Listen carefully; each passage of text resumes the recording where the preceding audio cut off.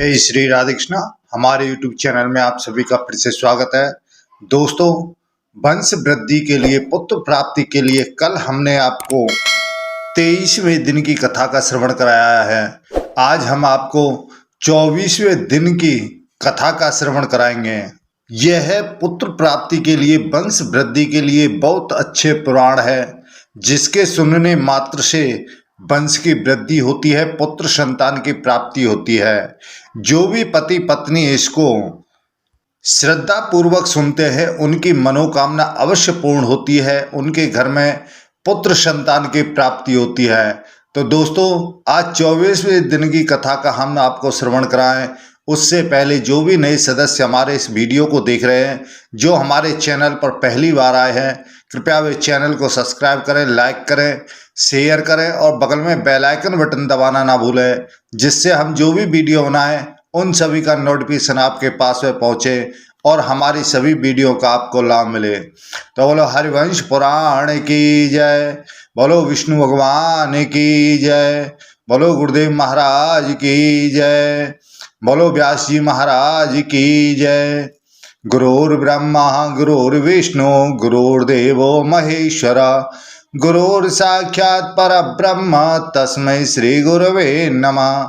अखंड मंडलाकारं व्याप्तं येन चराचरं तत्पदं दर्शितं येन तस्मै श्री गुरवे नमः। कृष्णं नारायणं वन्दे कृष्णं वन्दे व्रजप्रियं, कृष्णं द्वैपायनं वन्दे कृष्णं वन्दे वृथासुतं। बोलो विष्णु भगवान की जय।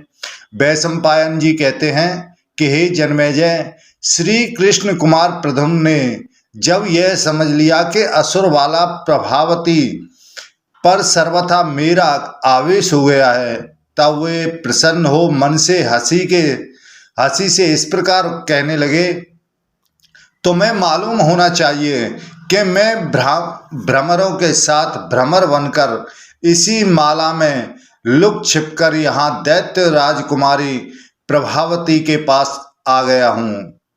मैं प्रभावती का आज्ञा पालक हूँ, वह मेरे प्रति जैसा चाहे बर्ताव कर सकती है। ऐसा कहकर सुंदर रूप वाले प्रद्युम्न ने उसे अपने रूप का दर्शन कराया। वह प्रसाद पृष्ठ प्रज्ञावान प्रद्युम्न की प्रभा से प्रकाशित हो उठा। उनकी कांति से चंद्रमा की सुंदर कांति भी तिरस्कृत हो गई। प्रद्युम्न को देखते ही प्रभावती के काम रूपी समुद्र में ज्वार सा आ गया। ठीक उसी तरह जैसे पूर्ण चंद्रोदय का पर्व प्राप्त होने पर सरिताओं के स्वामी समुद्र में बाढ़ आ जाती है, प्रभावती का मुख लज्जा से कुछ नीचे को झुक गया, तो भी वह कुछ कुछ तिरछी चितवन से अपने प्राण वल्लभ की ओर देख लेती थी। उस समय कमल नयनी प्रभावती स्थिर भाव से खड़ी थी। मनोहर आभूषणों से विभूषित हुई सुंदरांगी प्रभावती के मुख के नीचे के भाग यानी ठोड़ी का हाथ से स्पर्श करके प्रद्युम्न का शरीर पुलकित हो गया। वे उससे इस प्रकार बोले कि हे सुमुखी, तुम्हारा यह पूर्ण चंद्रमा के समान कांतिमान मुख मुझे सैकड़ों मनोरथों के द्वारा आज प्राप्त हुआ है। तुम इसे नीचे की ओर करके मुझसे कुछ बोलती क्यों नहीं हो? तुम अपने मुख चंद्र की प्रभा का इस तरह तिरस्कार या लोभ ना करो। भय छोड़ दो और इस दास पर भली भांति अनुग्रह करो। तुम्हारा यह सलज्ज मौन भाव मुझे इस समय के लिए उपयुक्त सा नहीं दिखाई देता है। भय त्याग दो। इसके लिए मैं यह हाथ जोड़कर याचना करता हूं कि समयोचित कर्तव्य क्या है, यह मुझसे सुनो। संसार में तुम्हारे रूप की कहीं तुलना नहीं है। तुम देश काल के अनुरूप गांधर्व विवाह करके मुझ पर अनुग्रह करो। तदनंतर वीर यादव प्रद्युम्न ने आचमन करके सूर्यकांति मणि में स्थित अग्निदेव को प्रकट किया और उस समय मंत्रों का उच्चारण करते हुए पुष्पों द्वारा आहुति दी। उसके पश्चात उन्होंने प्रभावती के सुंदर आभूषणों से विभूषित हाथ को अपने हाथ में लिया और सूर्यकांत मणि में विराजमान अग्निदेव की परिक्रमा की। उस समय संपूर्ण जगत के शुभाशुभ के साक्षी तेजस्वी भगवान अग्निदेव के अच्युत कुमार प्रद्युम्न का आदर करते हुए वहां प्रज्वलित हो उठे। इसके बाद वीर यदुनंदन ने ब्राह्मणों के उद्देश्य से दक्षिणा संकल्प करके द्वार पर खड़ी हुई हंसी से कहा कि हे पक्षिणी, तुम इस भवन के बाहरी द्वार पर खड़ी रहो और हम दोनों को दूसरों की दृष्टि पड़ने से बचाओ। यह सुनकर हंसी उन्हें प्रणाम करके चली गई। तब प्रद्युम्न मनोहर नेत्रों वाली प्रभावती का दाहिना हाथ पकड़कर उसे सुंदर सैया पर ले गए। वहां उसे अपनी जांग पर ही बिठाकर उन्होंने बारंबार सांत्वना दी और अपने मुख की सुगंधित वायु से उसके कपोल को सुवासित करते हुए धीरे से उसको चूम लिया। उसके पश्चात जैसे भ्रमर प्रफुल्ल कमल के मकरंद का पान करता है, उसी प्रकार उसके मुखारविंद का उसके अधरों का रस पीने लगे। फिर क्रमशः रति कला कुशल प्रद्युम्न ने मनोहर नितंब वाली प्रभावती पूर्ण रूप से आलिंगन किया। रति कला कोविद और सामर्थ्यशाली श्री कृष्ण कुमार प्रद्युम्न उसके साथ एकांत में रमण करने लगे। वे उसे उद्विग्न नहीं करते थे, कोई क्षुद्र बर्ताव भी नहीं करते थे। उसके साथ रमण करते हुए वे रात भर वहीं रहे। अरुणोदय काल में वे वहीं चले गए जहां नटों का स्थान था। प्रभावती नहीं चाहती थी कि वे एक क्षण के लिए भी उससे अलग हो, तथापि किसी तरह उसने उस समय उन्हें विदा किया। प्रद्युम्न कमनीय रूप वाली उस प्राण वल्लभा प्रभावती का ही मन चिंतन करते रहे। वे भीमवंशी यादव कुमार उस समय देवराज इंद्र और भगवान श्री कृष्ण के आदेश की प्रतीक्षा करते हुए अभीष्ट कार्य के लिए सिद्धि के लिए वहां नट वेश में रहने लगे और महामनस्वी वीर अपने गूढ़ उद्देश्यों को सर्वथा छिपाए रखने के लिए तत्पर होकर वज्र नाव के त्रिलोक विजय संबंधी उद्योग की राह देखते थे। हे नरेश्वर, जब तक कश्यप मुनि का यज्ञ होता रहा तब तक त्रैलोक्य विजय के लिए प्रयत्नशील रहने वाले समस्त महामनुष्य धर्मपरायण देवताओं और असुरों में परस्पर कोई विरोध नहीं हुआ। इस तरह समय की प्रतीक्षा करते हुए वहां निवास करने वाले बुद्धिमान यादव वीरों के समक्ष वर्षा ऋतु प्राप्त हुई, जो समस्त प्राणियों के लिए रमणीय एवं मनोहर है। मन के समान वेगशाली हंस उन महामनुष्य यादव कुमारों को प्रतिदिन इंद्र और श्री कृष्ण का समाचार दिया करते थे। प्रत्येक रात्रि को हंसों से सुरक्षित हुए महातेजस्वी प्रद्युम्न अपनी मनोनुरूप भार्या प्रभावती के साथ रमण करते थे। तो हे नरेश्वर, इंद्र की आज्ञा से वज्रपुर में निवास करने वाले हंसों से यह सारा नगर व्याप्त हो रहा था, परंतु काल से मोहित हुए दानव यह नहीं जानते थे कि वास्तव में वे हंस और वे नट कौन हैं। वीर रुक्मिणी कुमार दिन में भी हंस समुदाय से सुरक्षित हो छिपे रूप से प्रभावती के घर में रहते थे। माया से उनकी छाया मात्र नटों के स्थान में दिखाई देती थी। वे अपने आधे शरीर से प्रभावती का ही सेवन करते थे। उन महामनुष्य नटों का विनय, प्रणति, शील, लीला, चातुर्य, सरलता और विद्वता देखकर असुर सदा ही उन्हें चाहते रहते थे। उन असुरों की स्त्रियां भी यादव कुमारों के साथ आई हुई सुंदरियों के रूप, विलास, सुगंध, मनोहर बोली और श्रेष्ठ स्वभाव की सदा ही अभिलाषा करती थीं। वज्रभाव के एक भाई था जो वज्रनाभ था, उसका एक भाई था जो सुनाम नाम से विख्यात था। उसकी दो पुत्रियां थीं जो सुंदर रूप और उत्तम गुणों से युक्त थीं। उनमें से एक का नाम चंद्रवती और दूसरी का नाम गुणवती था। वे प्रतिदिन प्रभावती के महल में जाया करती थीं। उन दोनों ने वहां प्रभावती को रति में आसक्त देखा। सती साध्वी प्रभावती का अपनी इन दोनों बहनों पर बड़ा विश्वास था। इन दोनों ने उससे पूछा कि प्रभावती बोली, मेरे पास एक विद्या है जिसका अध्ययन कर लेने पर यह रति के लिए शीघ्र ही मनोवांछित पति को लाद देती है और सौभाग्य प्रदान करती है। अभिलषित पुरुष देवता हो या दानव, यह विद्या उसे तत्काल विवश करके अपने पास उसे ला देती है। अतः मैं उसी विद्या के प्रभाव से परम बुद्धिमान देव कुमार को अपना प्राण वल्लभ बनाकर उसके साथ रमण करती हूँ। देखो, मेरे या मेरी विद्या के प्रभाव से प्रद्युम्न मेरे अत्यंत प्रिय हो गए हैं। उनके रूप और यौवन की संपत्ति देखकर उन दोनों बहनों को बड़ा विस्मय हुआ।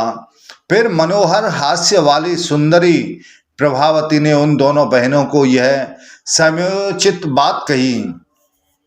देवता सदा धर्म में तत्पर रहते हैं और महान असुर दंभी होते हैं। देवता तपस्या में अनुरक्त होते हैं और महान असुर सुख में आसक्त। देवता सदा सत्य में तत्पर रहते हैं तो महान असुर असत्य में।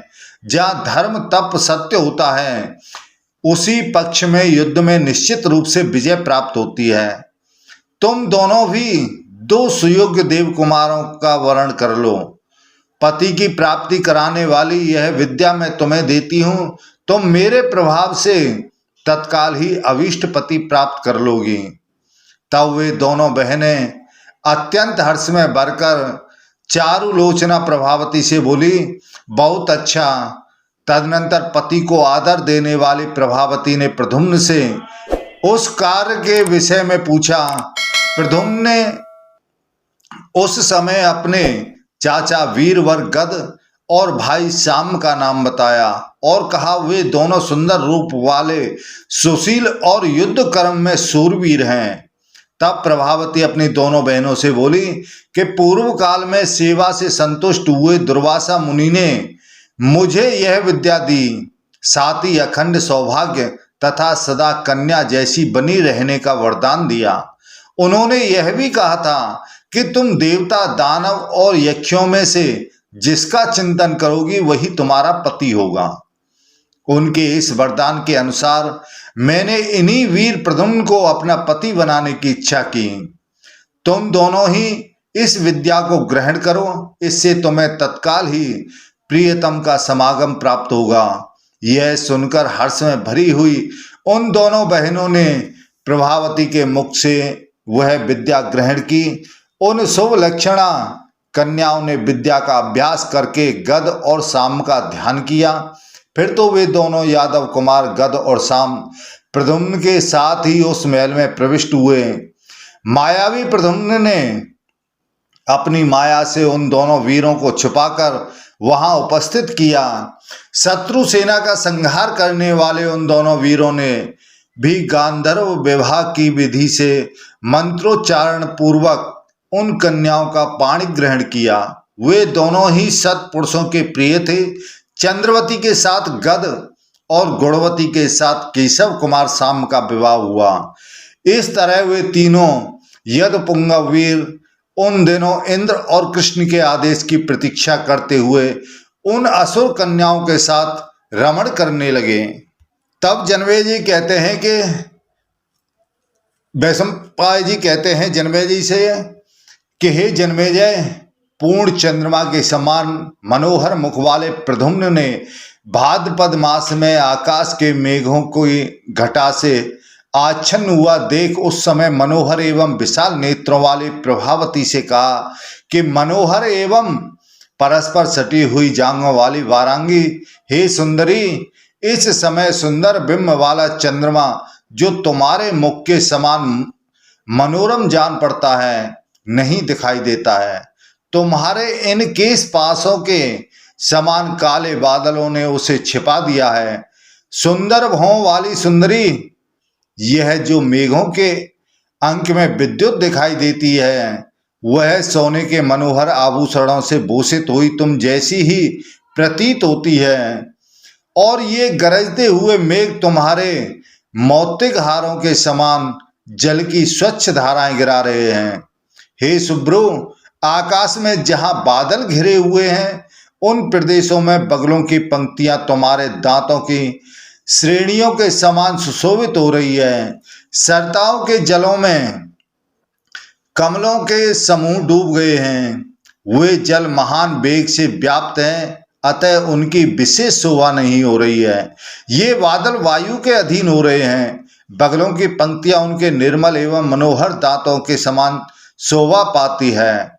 सुंदर अंगों वाली हे प्राण वल्लभे, वह इंद्रधनुष देखो जो तुम्हारे मुखमंडल में स्थित नेत्रों के कोण भाग सा तिरंगा बना हुआ है। वह आकाश और बादलों की शोभा बढ़ाता हुआ कामी जनों को महान हर्ष प्रदान करता है। अपनी बोली बोलते हुए मोर बादलों को गरजते देख अत्यंत हर्ष में भरकर नृत्य कला के प्रति आदर भाव रखते हुए पंखों के भारों को ऊपर उठाकर आसपास ही नृत्य कर रहे हैं। इस अवस्था में ये बहुत ही प्रिय मनोहर प्रतीत होते हैं। तुम इनकी ओर दृष्टिपात करो। चंद्रमा के समान श्वेत वर्ण वाली अटालिकाओं पर बैठे हुए दूसरे मयूर समुदाय वहां 2 घड़ी के लिए अत्यंत मनोहर शोभा प्रदान करके छज्जों पर उड़ते हुए बहुत बड़ी शोभा पा रहे हैं। मनोहर देह धारण करने वाले मोर वृक्षों की सर्वोच्च शिखाओं पर बैठे हैं। उनकी पांखें भीग गई हैं और वे 2 घड़ी के लिए उन वृक्षों पर बैठे हुए हैं। सिरों पर चूड़ामणि की सी शोभा की सृष्टि करके नई नई घासों से ढकी हुई भूमि पर जा रहे हैं। उनके मन में यह शंका है कि ये घासें भूमि से भिन्न हैं या अभिन्न। जल की धाराओं के बीच में निकलकर सुखदायिनी हवा चल रही है जो चंदन पंख के समान शीतल प्रतीत होती है। यह कदम, सर्ज और अर्जुन के फूलों की सुगंध लिए जा रही है। वह सुगंध कामोद्दीपन में सहायक हो रही है। मनोहर अंगों वाली हे प्रिय, यदि इस समय रति के श्रम से प्रकट होने वाले पसीनों को मिटाने और नूतन जल के भार को खींच लाने में सहायक वह वायु न चलती होती तो यह वर्षा काल मुझे अधिक प्यारा न लगता।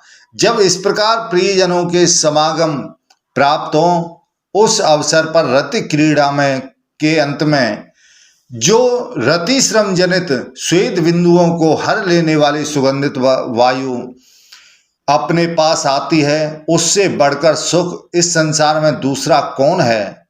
सुंदर अंग वाले हे प्राण वल्लभे, बड़ी बड़ी नदियों के तटों को जल से निमग्न देख सारस और क्रौंचों सहित हंस मान सरोवरों में निवास के लिए लुब्ध हो बड़े हर्ष के साथ वहां तक जाने का परिश्रम स्वीकार करते हैं। विशाल एवं मनोहर नेत्र वाले हंसों, सारसों और चक्रवाकों के चले जाने पर नदी और तालाब श्रीहीन से प्रतीत होते हैं। उनके बिना ना तो नदियां अच्छी लगती हैं न सरोवर ही अच्छे लगते हैं। प्रफुल्ल कमल के समान विशाल नेत्र वाली हे प्रियतमे, भगवान उपेंद्र के योग निंद्रा को स्वीकार कर लेने पर श्वेत कमल के समान अमल कांति वाले चंद्रमा अब मेघ रूपी अंबर यानी वस्त्र से अवांछित हो भगवान श्री कृष्ण के मुख का अनुकरण कर रहे हैं। सारी ऋतुएं भगवान श्री कृष्ण से कृपा प्रसाद पाने की अभिलाषा रखकर निश्चय ही उनकी सेवा में कदम्ब, नीप, अर्जुन और केवड़ों के गजरे तथा दूसरे दूसरे पुष्प ले आती है। सदृश गंभीर आकाश को जल के भारी भार से युक्त मेघों की घटा द्वारा बांधकर गिरता हुआ सा देख तुम्हारे मनोहर एवं सुंदर मुख, स्तन और उरु कामोद्रे का बस पसीने से भर गए हैं। निर्मल अंग यष्टि वाली हे सुंदरी, जो बगलों की पात से परिपूर्ण होकर मानो श्वेत पुष्पहार से अलंकृत हुआ है, उस रमणीय मेघ समूह की ओर तो देखो। यह जगत के हित के लिए पृथ्वी पर मानो अन्न की वर्षा करता है। जो बरसात के पहले 16 पक्षों यानी 8 महीनों तक कहीं बिल में शयन करता रहता है, वही मेढक बरसात के 8 पक्षों में गोष्ठ यानी गो समुदाय की भांति अपनी स्त्रियों के साथ आर्तनाद सा करता रहता है, मानो सत्य और धर्म से प्रेम रखने वाले कोई विद्वान ब्राह्मण अपने अच्छे शिष्यों से गिरकर वेद की ऋचाओं का पाठ कर रहा हो। हे वीरू, जब जगत को प्रकाशित करने वाले चंद्रमा मेघों के भीतर दिख जाता है, तब सब लोग परदेश से लौटे हुए प्रेम बंधु की भांति उसे बड़े हर्ष में भरकर बारंबार देखने लगते हैं। यह नेत्रोत्सव उन्हीं को प्रतीत होता है जिन्हें अपने प्रियतम का संयोग प्राप्त है। अबलाओं के लिए तो यह चंद्रमा दावाग्नि के तुल्य दाहक प्रतीत होता है। इस प्रकार चंद्रमा आह्लादक होने पर भी संयोग और वियोग अवस्था के भेद से अपने उसी शरीर द्वारा श्रेष्ठ नारियों को प्रिय और अप्रिय प्रतीत होता है, जो दूसरे लोगों के लिए पुण्य और तपस्या से भी दुर्लभ है। उस ब्राह्मण राज्य को जिन्होंने अनायास ही प्राप्त कर लिया, जो स्तवन करने के योग्य हैं, यज्ञ में एकत्र हुए ब्राह्मण पवमान नाम वाले जिन उदार सोमदेव के गुण गाते हैं, वे उन बुद्ध के पिता हैं, जिनके पुत्र लोकोत्तर बल और पराक्रम से संपन्न राजा पुरूरवा हैं। वे प्राणाग्नि स्वरूप और स्तुति करने योग्य हैं। उन्होंने नष्ट हुई अग्नि को अस्वस्थ उत्पादन द्वारा समी के गर्भ से प्रकट किया। वे रुद्र स्वरूप हैं। उन महात्माओं चंद्रदेव ने पूर्व काल में अप्सराओं में श्रेष्ठ उर्वशी की कामना की थी। उनका सारा शरीर ही अमृतमय। पहले कभी घोर स्वभाव वाले श्रेष्ठ मुनियों ने उन अमृतमय चंद्रमा को पी लिया था। उन्हीं के वंशज बुद्धिमान राजा पुरूरवा हुए, जो कुशाग्रों द्वारा आरंभ करके अनेकानेक यज्ञों का संपादन कर स्वर्ग में अग्नि तुल्य तेजस्वी रूप से प्रतिष्ठित हो पूजित होते हैं। पुरूरवा के वंश में आयु हुए जिनके पुत्र नहुस थे, उन वीर नहुस ने देवराज पद प्राप्त कर लिया था। देवताओं के लिए भी उत्कृष्ट देवता जगत दृष्टा भगवान श्री हरि देवताओं का कार्य सिद्ध करने के लिए चंद्रमा के ही वंश में प्रमुख भीमवंशी वीर के रूप में प्रकट हुए हैं। हे सुब्रो, उन चंद्रमा को नक्षत्र स्वरूपा दक्ष की कन्याओं ने पति रूप से वर्ण किया है।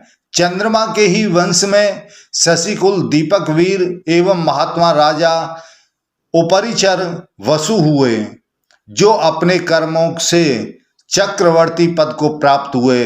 उनका प्रभाव इंद्र के समान था। चंद्रवंश के प्रधान पुरुष राजा यदु हो गए, जो इस पृथ्वी पर राजाधिराज पद को प्राप्त हुए थे। उन्हीं महाराज के कुल में देवराज इंद्र के तुल्य पराक्रमी भोजवंशी वीर प्रकट हुए हैं। कमल लोचने, यदु कुल में कोई राजा ऐसा नहीं हुआ है जो छल कपट से काम लेने वाला हो। उस कुल में ना तो कोई नास्तिक हुआ है, न सठ, न श्रद्धाहीन हुआ है, न कदर्य अथवा शौर्यहीन ही हुआ है। कमल के समान विशाल नेत्र और शिखरमणि के तुल्य सुंदर दांतों वाली हे सुंदरी, तुम उसी चंद्रवंश एवं यदवंश की बधू हो। तुम सद्गुणों का अत्यंत पात्र एवं स्मरणीय हो। तुम सत्पुरुषों के प्रिय जगदीश्वर श्री हरि को प्रणाम करो।